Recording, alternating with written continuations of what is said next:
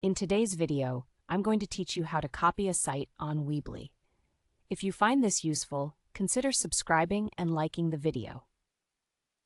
Let's start with the very first step. You'll want to log into your Weebly account. Once you sign in, you'll be directed to your main dashboard. This is where all your websites will be listed, making it easy for you to locate the project you want to work on. Now take a moment to look through your list of projects. Identify the specific website that you'd like to copy. It's important to be sure of your choice here because this is the version we'll be duplicating.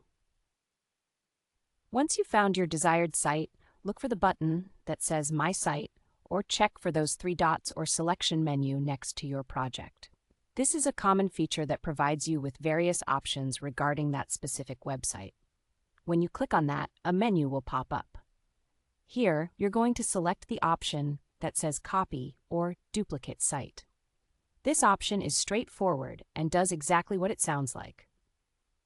After you've clicked on that, you'll need to wait just a moment while Weebly works its magic. What happens next is pretty cool. Weebly will create an automatic replica of your site. It may take a few seconds, but trust me, it's worth it. Once the duplication is complete, the new site will appear in your dashboard. You'll notice it has the name of the original site with copy added at the end. This helps you easily distinguish between your original and the new version. Now don't rush ahead too fast. You need to click on this new copied site to open it in the editor. Here's where the fun begins. You can start customizing this new version to your heart's content. Feel free to edit text, change images, or even switch up the design. The best part is that you can do all of this without affecting the original website. So if anything goes wrong, your first site remains perfectly intact. But here's a little note of caution. While the majority of elements should transfer smoothly during this duplication process, some specific parts may not make it over in the same way. For instance, blog posts and certain product configurations from an online store may not transfer automatically. If you were using those features, you might find that they need some manual setup.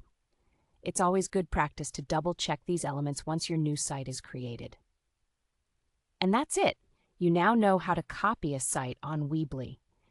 It's a pretty straightforward process that allows you to experiment and make changes without the fear of damaging your original site. If you have any questions or comments, feel free to leave them below. I'd love to hear about your experiences with Weebly or any projects you're working on. Don't forget to like and subscribe for more helpful tutorials like this one. Happy building!